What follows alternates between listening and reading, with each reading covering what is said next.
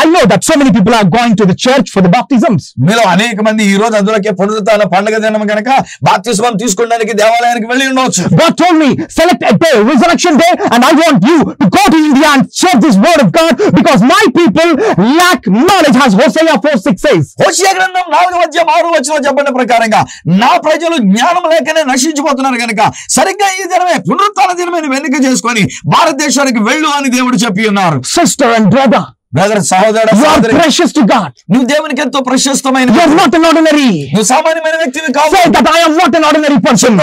మీలో మీరే చెప్పుకోండి. Tell to your husband, tell to your wife that we are not ordinary people. భర్తతో చెప్పమా, నీ యొక్క భార్యతో చెప్పండి.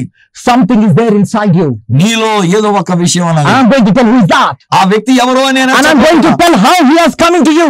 ఆయన ఎలాగో మీలోనికి వచ్చినాడో చెప్పండి. You don't need any qualification, any capability, any caliber for him to come into your body. ఆయన నీ దేహంలోనికి రావడానికి నీకు ఏదో ప్రత్యేకమైన అర్హత, సామర్థ్యత ఇలాంటివి ఉండక్కర్లేదు మీకు. See, here the Bible says he will baptize you with the Holy Spirit and with fire. ఇక్కడ బైబిల్ గ్రంథం ఏంటంటే ఆయన అగ్నిలోను నీళ్ళలోను మీకు బాప్తిస్మం ఇచ్చును, పరిశుద్ధాత్మలోను. So when Jesus came, యేసు వచ్చినప్పుడు has he baptized anybody with a Holy Spirit and fire? ఏమన్నా ఆయన ఎవరినైనా పరిశుద్ధాత్మలో అగ్నిలో అన్నట్టుగా బాప్తిస్మం ఇచ్చినాడా?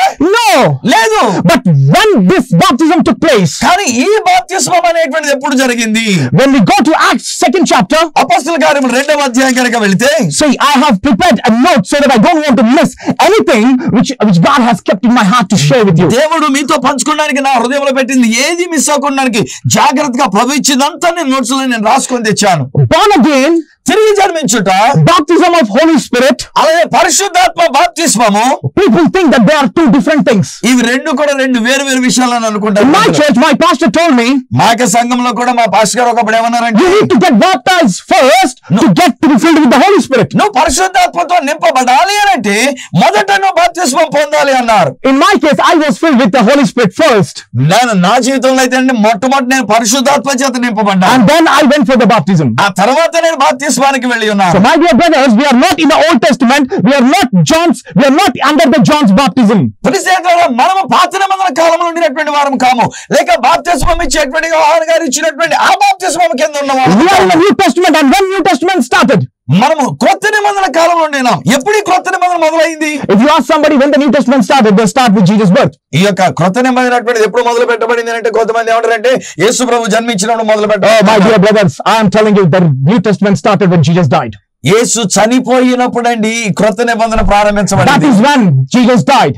అక్కడ యేసుక్రీస్తు తన ప్రాణాన్ని పెట్టారు. And who was the first born again? మొట్టమొదటి తిరిగి జన్మించిన వాళ్ళు ఎవరు? It's Jesus Christ of Nazareth. నజరేయుడైన యేసుక్రీస్తు. His born again was his first resurrection day. ఆయన తిరిగి జన్మించడం అంటే ఆయన పునరుత్థానమైనటువంటి దినం అది. The day he was resurrected, the day he was born again. ఎప్పుడైతే ఆయన పునరుత్థానమైనాడు, చనిపోయి తిరిగి లేచి, అది ఆయన బాప్తిస్మం The Bible పొందాడు. says he is the first brethren. He is the first born again among the brethren. ఆయన మన యొక్క సహోదరులందరిలో కూడా మొట్టమొదటిగా తిరిగి లేచినటువంటి వాడు ఆయన.